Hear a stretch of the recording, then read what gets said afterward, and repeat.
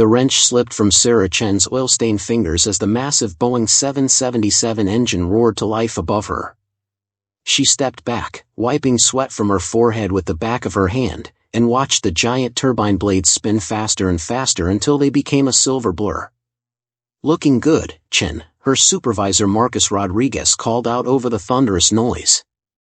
"That engine's purring like a kitten now." Sarah nodded and gave him a thumbs up. At 28, she'd been working as a commercial airline mechanic at Denver International Airport for 6 years. Her hands knew every bolt, every wire, every component that made these massive engines work. But as she stood there watching the engine run its test cycle, her eyes drifted upward to the clear blue sky beyond the hangar doors. A formation of 4 jets streaked across the distant horizon, their white contrails cutting perfect lines through the morning air. Sarah's heart skipped a beat. Even from this distance, she could tell they were military aircraft by the way they moved together with precision and purpose. The memory hit her like it always did when she saw jets in formation. She was 8 years old again, standing next to her grandfather at the Colorado Springs Air Show. The Blue Angels were performing their diamond formation, 6 F/A-18 Hornets flying so close together they seemed to be touching. The crowd gasped as the jets rolled and turned as one, their blue and gold paint gleaming in the sunshine. "Grandpa, how do they fly so close without crashing?" young Sarah had asked, tugging on his sleeve. Her grandfather, dressed in his Korean War veteran cap, had smiled down at her. "Practice, sweetheart. Lots and lots of practice. And trust in each other." "Could I do that someday?" "You could do anything you set your mind to," he'd said, his weathered hand resting on her shoulder. "The sky doesn't care about your gender, only your skill." The sound of the engine winding down brought Sarah back to the present. She picked up her wrench and walked over to the computer terminal to log the maintenance check. Her fingers moved quickly across the keyboard, recording every detail of the engine's performance. "Sarah, you got a minute?" Marcus appeared beside her, holding a steaming cup of coffee. "Sure, what's up?" "I wanted to talk to you about that application you submitted last month. The one for the Air Force test pilot program." Sarah's stomach tightened. She'd been dreading this conversation. "Let me guess. Another rejection?" Marcus pulled out an official-looking envelope from his jacket pocket. "I'm sorry, kid. They said you don't have the required combat experience or military academy background." Sarah took the envelope but didn't open it. She'd received 4 similar letters over the past 3 years. Each one used different words to say the same thing: not qualified. "It's not fair," she muttered, crushing the envelope in her fist. "I know these aircraft better than most of the guys they accept. I can tear down and rebuild a jet engine blindfolded." "I know you can," Marcus said gently. "But they want pilots who've already been through their system. It's a catch-22. Sarah looked out at the runway where a United Airlines 777 was taxiing for takeoff. She'd worked on that exact aircraft last week, replacing a faulty sensor in its left engine. In a few hours, it would be 30,000 feet above the Pacific Ocean, carrying 300 passengers safely to their destination. Her work made that possible. "I'm going to grab lunch," she said, pulling off her work gloves. "Be back in an hour." Sarah walked to the employee break room and turned on the small television mounted in the corner. The local news was on, and she was half listening while she heated up her sandwich in the microwave when the anchor's words caught her attention. Sources confirm that aircraft from a hostile foreign nation have been testing American airspace along the West Coast. These incidents have increased in frequency over the past month, with the latest occurring just yesterday off the coast of California. Sarah stopped chewing and stared at the screen. The news showed grainy footage of what appeared to be advanced stealth aircraft flying in formation. The Pentagon has not commented on these incidents, but military analysts say these aircraft represent a significant technological advancement that could challenge American air superiority. The microwave beeped, but Sarah ignored it. She turned up the volume as the anchor continued. In response to these developments, the Air Force announced a new rapid response pilot initiative today. This classified program is seeking civilian pilots with advanced technical expertise for an undisclosed mission. Applications are being accepted from qualified candidates with both piloting experience and engineering backgrounds. Sarah's heart began to race. She grabbed her phone and quickly searched for more information about the program. The official Air Force website had a brief announcement with a link to apply. Candidates must demonstrate exceptional mechanical aptitude, advanced piloting skills, and the ability to work with cutting-edge aviation technology, she read aloud to herself. For the first time in years, Sarah felt a spark of real hope. This wasn't the traditional test pilot program with its rigid requirements and military academy preferences. This was something different. Something that might actually value her unique combination of mechanical expertise and piloting skills. She thought about her grandfather's words from all those years ago. The sky doesn't care about your gender, only your skill. Maybe it was time to prove that her skill was exactly what they needed. Sarah pulled up the application on her phone and began to read through the requirements. As she read each qualification, she mentally checked it off. Commercial pilot's license? Check. Advanced mechanical certification? Check. Experience with modern jet engines? Check. For the first time since she'd started applying to military pilot programs, Sarah felt like she was reading something written specifically for someone like her. This program might finally value her unique skills. Sarah stared at her computer screen, reading the same paragraph for the third time. The Advanced Systems Pilot Program application was more complex than anything she'd ever seen. The questions weren't just about flying hours or mechanical experience.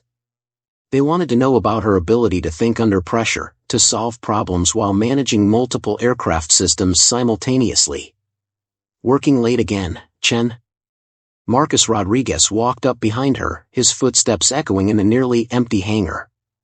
Just finishing up some paperwork, Sarah said, quickly minimizing the browser window. Marcus chuckled. I saw the Air Force website logo before you closed it. You're applying for that new program, aren't you? Sarah's cheeks reddened. Maybe. Good. Marcus pulled up a chair and sat down beside her. I didn't want to say anything earlier, but I know someone who might be able to help. What do you mean? I wasn't always just a maintenance supervisor, Sarah. I spent 20 years in the Air Force before I retired. Colonel Marcus Rodriguez, actually. Sarah's eyes widened. You never told me that. Didn't seem relevant until now. Marcus leaned forward. I still have connections. The woman running this program, General Patricia Hayes, served under me when she was a captain. If you're serious about this, I can make a call. You'd do that for me? I've watched you work for 6 years. I've seen you diagnose problems that stumped engineers with decades of experience. If they want someone who understands aircraft systems, you're the best candidate I know. 2 weeks later, Sarah sat in a government van with 7 other candidates, driving toward Peterson Air Force Base in Colorado Springs. The man sitting across from her looked familiar, but she couldn't place him. Jake Morrison, he said, extending his hand. You probably recognize me from the aviation magazines. I was the Navy's top test pilot before I went corporate. Sarah shook his hand. Sarah Chen. I work maintenance at Denver International. Jake's friendly expression shifted slightly. Maintenance? Like, you fix planes? I rebuild jet engines. Huh. Jake turned to the man next to him. Did you hear that, Tom? They're bringing maintenance crew to pilot training now. The other candidates chuckled. Sarah felt her face grow warm but said nothing. The van pulled up to a modern building with no windows and minimal signage.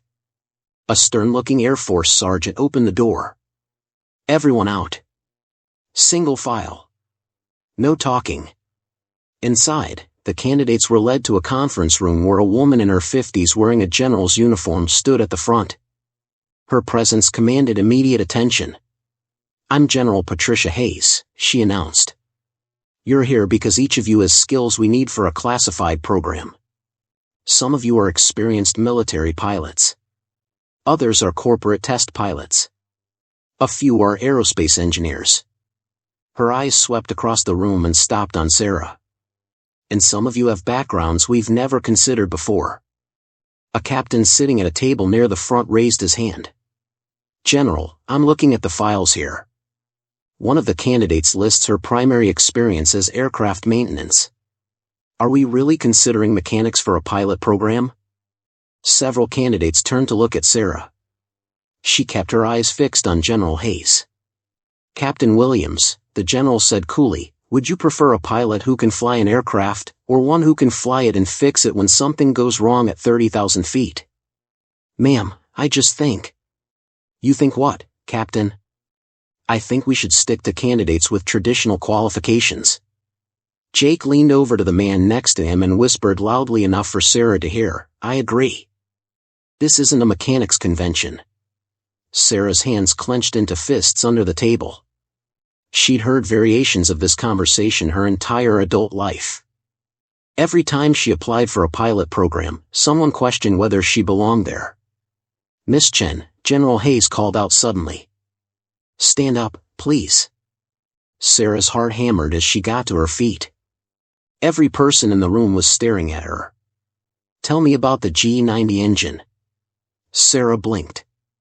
That was the engine used in Boeing 777s. It's a high-bypass turbofan engine with a fan diameter of. Not the textbook answer. Tell me what happens when the number 2 bearing starts to fail. Sarah took a breath. You'll hear a high-pitched whine that gets worse under load. The engine will start running hot, and you'll see oil pressure fluctuations. If you don't shut it down immediately, the bearing will seize and you'll have an uncontained failure. How long do you have from first symptoms to catastrophic failure? In flight? Maybe 10 minutes if you're lucky. On the ground during maintenance, you might have a few hours before it gets dangerous. General Hayes nodded.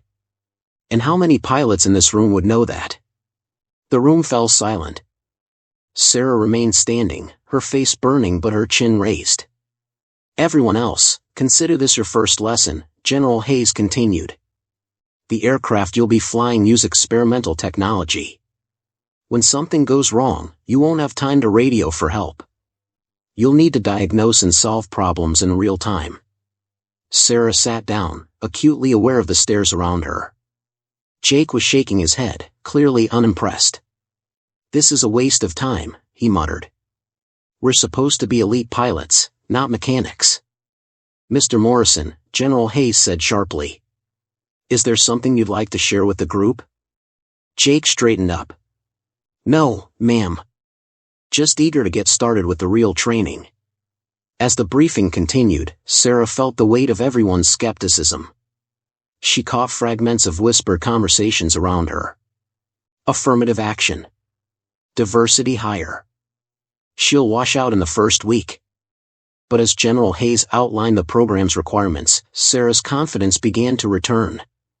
They weren't just looking for pilots.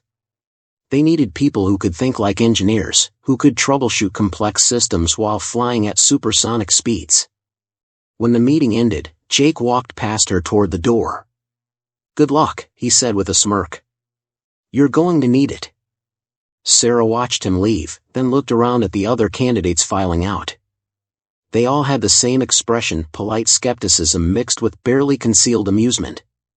She thought about her grandfather's words again. The sky doesn't care about your gender, only your skill. These people thought they knew what skills mattered. They were about to learn they were wrong. Sarah gathered her papers and headed for the door. Let them doubt her. Let them think she didn't belong. She'd spent her entire career proving people wrong about what she could do. She was determined to prove them all wrong. The simulator cockpit hummed with electronic displays as Sarah's hands moved across the controls. Red warning lights flashed across the instrument panel, and alarms blared in her headset. Engine failure at 30,000 feet. Hydraulic system compromised. Navigation offline. Chen, your aircraft is coming apart, Captain Williams' voice crackled through the radio. What's your next move? Sarah's eyes swept the displays, her mind processing the cascade of failures. Switching to manual flight controls. Isolating the damaged hydraulic system. Attempting engine restart sequence. Her fingers danced across the switches with practiced precision. The simulator responded, stabilizing as she compensated for each system failure. "Excellent work," General Hayes said from the observation booth. "That's the fastest recovery time we've seen this week." Sarah climbed out of the simulator, sweat beading on her forehead. 3 weeks into the program, the training had become more intense than anything she'd imagined. They weren't just learning to fly. They were learning to manage the most complex aircraft systems ever created. "How do you do that?" Tom Chen asked, walking up beside her. "I've been flying for 15 years, and I can barely keep up with half those system failures." "I think about the aircraft like a living thing," Sarah said, toweling off her face. "Every system talks to every other system. When one fails, you have to understand how it affects everything else." Jake Morrison emerged from the simulator next to hers, his face flushed with frustration. "This is impossible. They're throwing failures at us faster than any real aircraft would experience." "That's the point," Sarah replied. "If you can handle this, you can handle anything." Jake shot her a look. "Easy for you to say. You probably read the technical manuals for fun."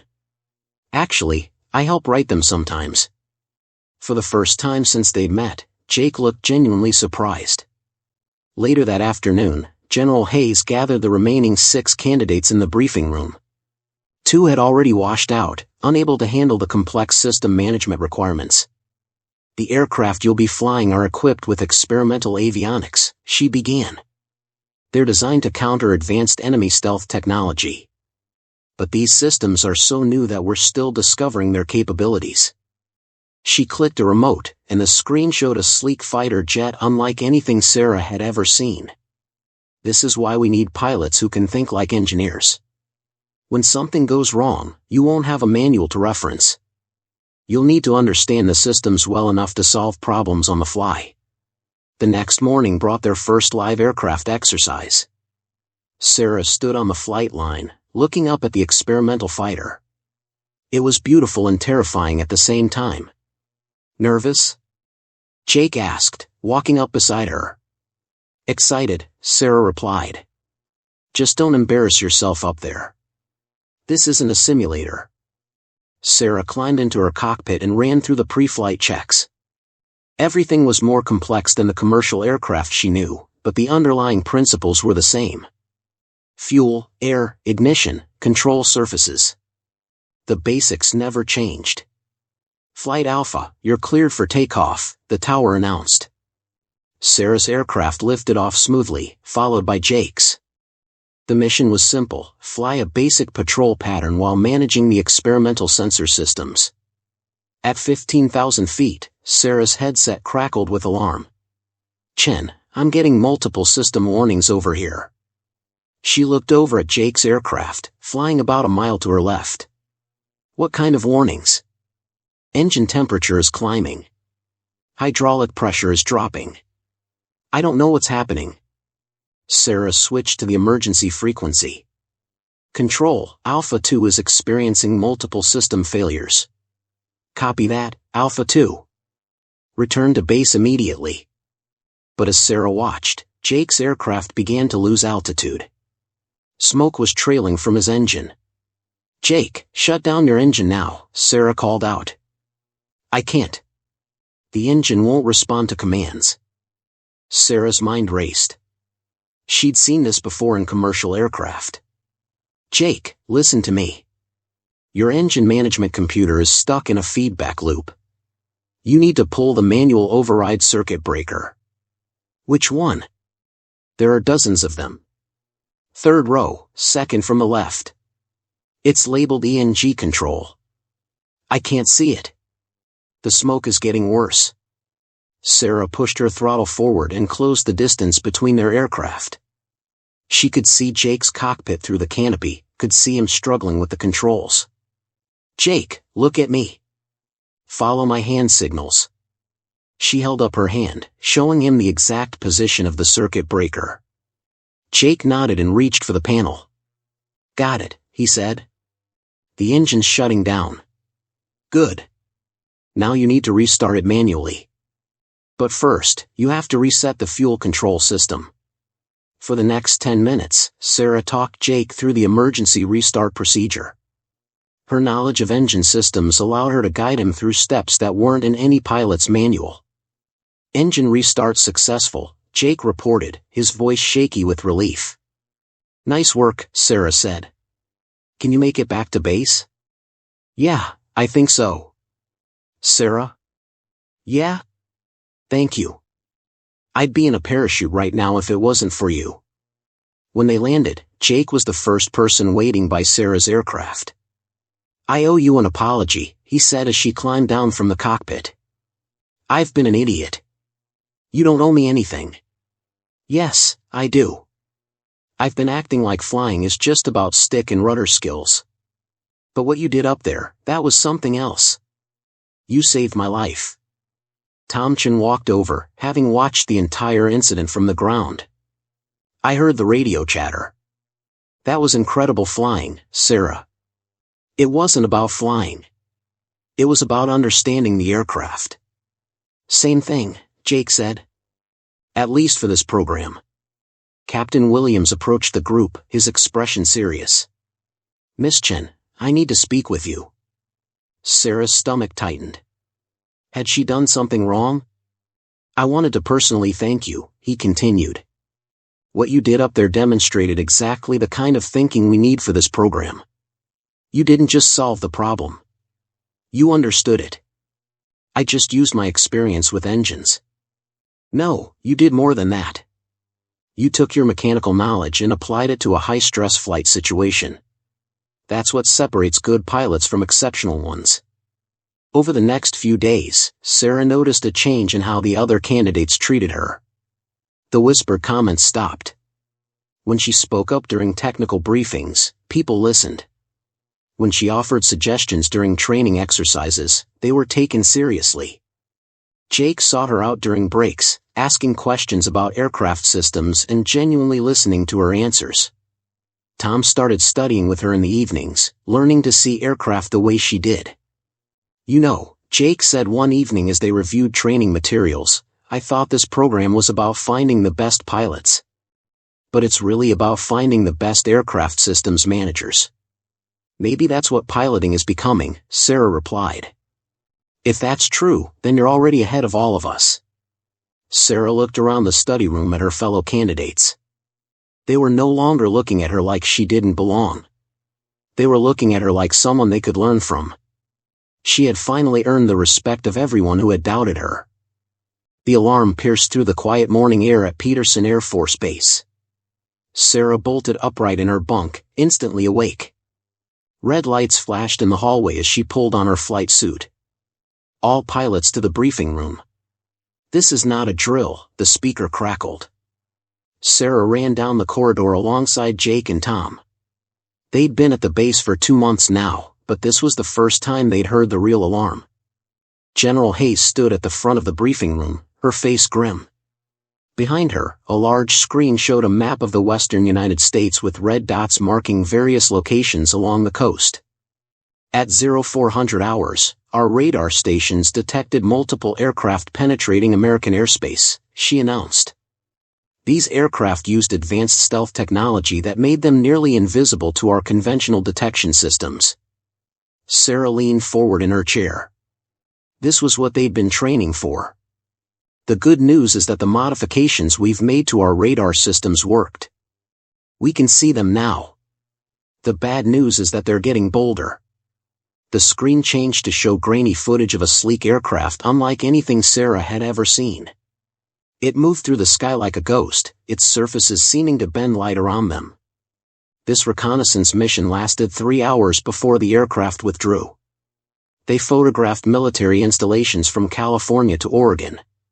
We need to send a message that American airspace is not open for tours. Captain Williams stepped forward. Sarah, Jake, Tom. You're the primary Intercept team. Sarah, you're flight leader. Sarah's heart hammered against her ribs.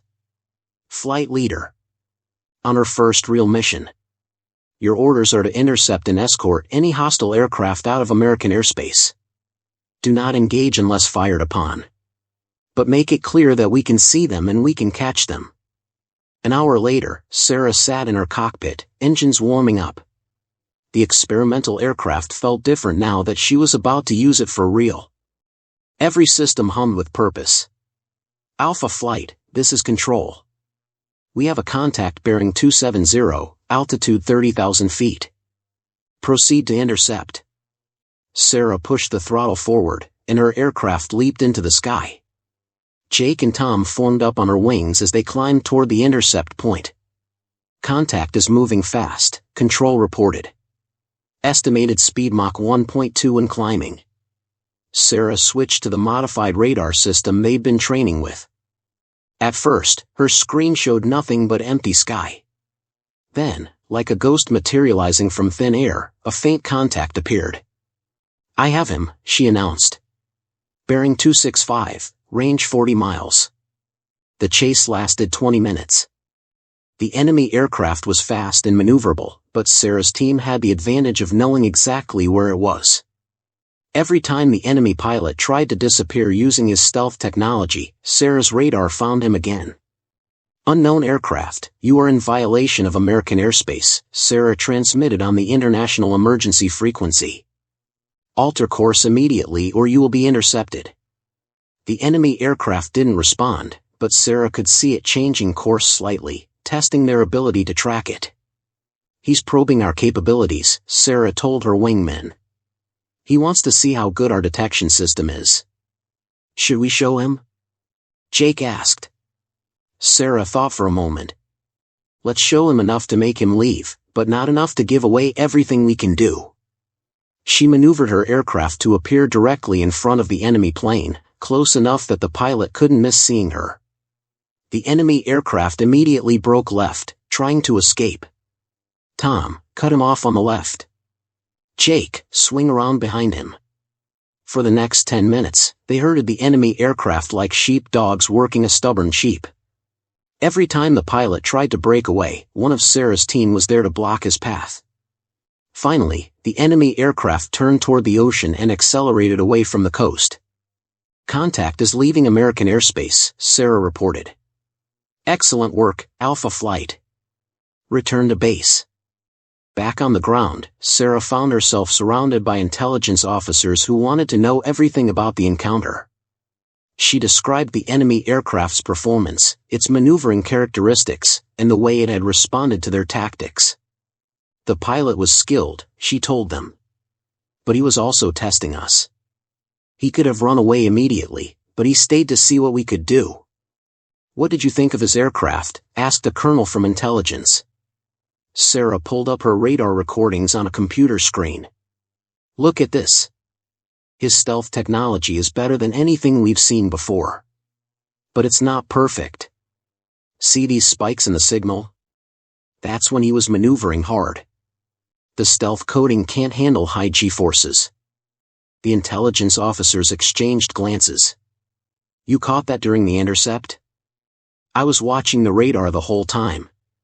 The pattern was pretty clear. Miss Chen, this information is extremely valuable. We had no idea their stealth technology had that weakness. Over the next week, Sarah's squadron flew 3 more intercept missions. Each time, they encountered enemy aircraft that seemed to be probing American defenses.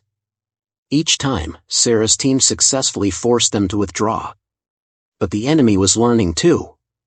Each encounter showed them trying new tactics, testing different approaches. They're getting ready for something big, Sarah told General Hayes during a debriefing session. These aren't random reconnaissance flights. They're mapping our response patterns. We think you're right, the general replied. Intelligence suggests they're planning a major operation. Multiple aircraft, coordinated approach. When? Soon. Maybe within the next few days. That evening, Sarah sat in her quarters, reviewing the intelligence reports. The enemy had been photographing military installations, mapping radar coverage, and testing response times. They were building a complete picture of American air defenses. Jake knocked on her door. Mind if I come in? Sure. What's on your mind? I wanted to thank you again. Not just for saving my life during training, but for everything you've taught me about aircraft systems. I'm a better pilot because of you. We're all better pilots because of this program. Jake sat down across from her. Do you think we're ready for what's coming? Sarah looked at the intelligence reports spread across her desk. Photos of enemy aircraft, analysis of their capabilities, maps showing their likely approach routes. I think we're as ready as we can be. But this next mission is going to be different. They're not going to be alone, and they're not going to be running away. How many do you think they'll send? Based on these patterns? Probably 4 or 5 aircraft. Maybe more. Jake whistled softly. That's a lot of bogies for 3 pilots to handle. Sarah nodded. The math was simple and intimidating. But as she looked at the technical data about the enemy aircraft, she could see patterns that others might miss. Weaknesses that could be exploited. Tactics that might work. Jake, I need to ask you something. When the big mission comes, are you going to trust me to lead? Without question. Even if I ask you to do something that seems impossible? Jake met her eyes. Especially then. After Jake left, Sarah returned to studying the intelligence reports. The enemy was planning something major, and when they came, her team would be the first line of defense. She could feel it building like a storm on the horizon. Sarah realized the big mission was coming, and she would be needed more than ever. The alarm pierced through the morning quiet like a knife. Sarah bolted upright in her bunk, heart already racing. Red lights flashed down the corridor as boots thundered past her door. All pilots to briefing room. Priority Alpha, the intercom crackled. Sarah grabbed her flight suit and ran. The briefing room buzzed with tension. Major Collins stood at the front, his face grim. We've got 5 stealth aircraft approaching from the northeast. Unknown configuration, but they're not friendly. He clicked to the next slide. Formation suggests a coordinated strike. We're scrambling 4 jets for interception. Sarah's stomach dropped. 4 pilots meant Jake, Rodriguez, Mitchell, and herself. Her first real combat mission. Jake caught her eye and nodded. No smirk this time. Just focus. Harris, you'll take point on the left flank, Collins continued. Your technical background makes you our best bet against unknown aircraft. The words hit her like electricity. Point position. In her first combat mission. 20 minutes later, Sarah stood beside her F-16, running through her pre-flight checklist. Her hands moved automatically while her mind raced. She pulled out her grandfather's photo from her chest pocket. His weathered face smiled back at her. Just like you taught me, Grandpa. Stay calm, trust the machine, trust yourself. She kissed the photo and tucked it away. You ready for this? Jake appeared beside her, adjusting his helmet. Ready as I'll ever be. Good. Because I meant what I said yesterday. I trust you up there. He extended his fist.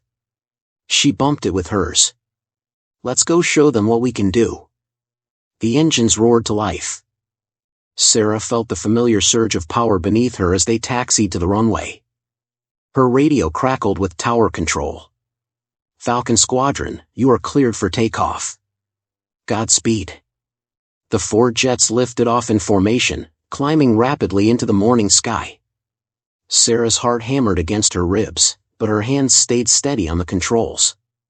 Contact bearing 045, Angels 20, Rodriguez's voice came through the radio. I've got eyes on 5 aircraft, maintaining stealth formation. Sarah squinted through her canopy. They're 5 dark shapes against the clouds, moving in perfect coordination. Falcon 1, this is Falcon 4, she radioed Jake. I'm seeing advanced maneuvering patterns. These aren't standard fighters. Copy that, 4. Stay sharp everyone. The enemy aircraft suddenly broke formation, scattering in different directions. Sarah's training kicked in. She analyzed their movement patterns, noting the unusual wing configurations and flight characteristics. "They're trying to split us up," she called over the radio. "Don't take the bait." But 2 enemy aircraft were already diving toward her position. Sarah's pulse quickened as she realized they were trying to box her in, a classic pincer movement. "Falcon 4, you've got 2 on your 6, Jake's voice was tight with concern. "I see them." Sarah's mind raced through the technical specifications she'd memorized. These aircraft had advanced stealth capabilities, but that meant they'd sacrificed some maneuverability for stealth coatings. She could use that. The first enemy jet came at her from the left, missiles locked. Sarah waited until the last second, then pulled a sharp vertical climb. The enemy pilot couldn't match her turn rate, just as she'd calculated. "Come on," she whispered, watching her targeting system lock onto the first aircraft. She fired. The missile streaked through the air and found its mark. The enemy jet exploded in a ball of orange flame. "Splash 1, she called out. But the second enemy aircraft was already on her tail. Sarah rolled right, then left, trying to shake him. Her grandfather's voice echoed in her mind, "When you're outgunned, outthink them." She studied her instruments. The enemy pilot was skilled, but he was flying predictably, following textbook pursuit patterns. Sarah smiled grimly and pulled an unexpected maneuver, a split S-turn that brought her around behind him. "Gotcha." Her second missile found its target. Another fireball lit up the sky. Splash 2. The adrenaline coursed through her veins. Meanwhile, Jake and Rodriguez had engaged the other 3 aircraft. Sarah heard Jake's voice over the radio, "Falcon 4, Mitchell's got 1 lined up but needs cover." Sarah banked hard left and saw Mitchell pursuing an enemy fighter. But another enemy jet was closing in on Mitchell from his blind spot. "Mitchell, brake right." Sarah dove toward the pursuing aircraft. She came in fast and low, catching the enemy pilot off guard. Her targeting system locked on immediately. The third missile launch was perfect, a clean hit that sent the enemy aircraft spiraling toward the ground. "Splash 3. Sarah's voice was steady despite her racing heart. "Outstanding work, Falcon 4, Jake's voice carried new respect. "That's 3 down." The remaining 2 enemy aircraft, seeing their formation decimated, turned and fled toward the horizon. Sarah's squadron regrouped and began the flight back to base. As they approached the airfield, Sarah felt a deep satisfaction settle in her chest. Her radio crackled with congratulations from the tower and her squadron mates. "Falcon 4, tower control. Outstanding flying out there. 3 confirmed kills on your first combat mission." Sarah smiled as she guided her F-16 onto the runway. Her grandfather's photo seemed to radiate warmth against her chest. After landing, Jake jogged over as she climbed out of her cockpit. His face was serious, but his eyes showed something new, complete respect. "That was some of the best flying I've ever seen," he said. "You saved Mitchell's life out there." "We're a team," Sarah replied simply. Major Collins approached with a broad smile. "Harris, exceptional work today. You've proven yourself beyond any doubt." Sarah nodded, feeling the weight of the moment. She'd faced her first real test as a combat pilot and emerged victorious. The doubts and whispers were finally silenced. Mission accomplished, Sarah has proven herself completely. The 4 F-16s touched down one by one, their engines winding down with familiar whines. Sarah taxied to her assigned spot and shut off the power. The sudden silence felt strange after the roar of combat. Ground crews rushed to service the aircraft while medics checked each pilot. Sarah climbed down from her cockpit, her legs slightly unsteady. The adrenaline was wearing off, leaving her feeling both exhausted and exhilarated. "Harris." Major Collins jogged across the tarmac. "Intelligence confirms those aircraft were carrying advanced surveillance equipment. If they'd completed their mission, we would have lost critical defensive positions." Sarah nodded, pulling off her helmet. Her hair was damp with sweat. "You and your squadron prevented a major intelligence breach," Collins continued. General Hayes wants to see you in her office. All of you. An hour later, Sarah stood at attention in the general's office alongside Jake, Rodriguez, and Mitchell. Her uniform was crisp, but she could still feel the lingering effects of the mission. General Hayes entered, her expression serious but not stern. At ease, pilots. What happened out there today was exceptional flying. Intelligence analysis confirms that enemy formation was attempting to penetrate our most sensitive airspace. Sarah's heart picked up pace. She'd known the mission was important, but not this important. The general looked directly at her. Your tactical decisions and flying skills were instrumental in stopping this threat. You engaged 2 enemy aircraft simultaneously and eliminated 3 total, a remarkable achievement for any pilot, let alone one on her first combat mission. The room was completely quiet except for the soft hum of air conditioning. By the authority vested in me, I'm awarding you the Distinguished Flying Cross for extraordinary heroism in aerial combat. General Hayes lifted a small blue box from her desk. This honor is rarely given to pilots so early in their careers. Sarah's chest tightened. The Distinguished Flying Cross. She'd dreamed of this moment since she was a child listening to her grandfather's stories. Thank you, ma'am. It's an honor. The general pinned the medal to her uniform with careful precision. The weight of it felt significant against her chest. There's more, General Hayes continued. I'm promoting you to major, effective immediately. And I'm offering you command of our expanded pilot training program. Sarah's eyes widened. Ma'am? Your technical background combined with your proven combat skills makes you ideal for the position. We need officers who understand both the theory and practice of advanced aerial combat. I accept, ma'am. Thank you. After the ceremony, Sarah hurried to her quarters. She needed to make one important call before word spread through the usual channels. Her grandfather's face appeared on the tablet screen, his weathered features lighting up with joy. Sarah. I heard through the grapevine you had quite a day. Grandpa, I did it. I really did it. She held up the medal so he could see it on the screen. Distinguished Flying Cross. And they promoted me to major. Her grandfather's eyes filled with tears. I'm so proud of you, sweetheart. But I'm not surprised. I keep thinking about all those people who said I didn't have the right background, the right connections. Listen to me carefully, her grandfather leaned closer to the camera. Skill and dedication matter more than anything else. More than who you know, more than where you come from. You've proven that today. Sarah nodded, feeling the truth of his words settle deep in her bones. You know what you did out there? You showed them that excellence speaks for itself. That's the most important lesson a pilot can learn. I love you, Grandpa. I love you too, Major Harris. After the call ended, Sarah sat quietly in her room. The medal caught the light from her desk lamp, casting small reflections on the wall. She thought about her journey, from the rejection letters to this moment. Her phone buzzed with congratulations from fellow pilots. Jake had texted, "Proud to fly with you, Major." Sarah smiled and walked to her window. The airfield stretched out below, with jets lined up in perfect rows. Soon she'd be responsible for training the next generation of pilots. Young men and women who might face their own doubts and barriers. She touched the medal on her chest. Tomorrow she'd begin her new role, but tonight she wanted to savor this moment.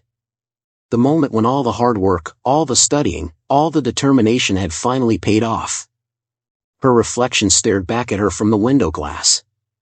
She looked different somehow, more confident, more certain of her place in this world.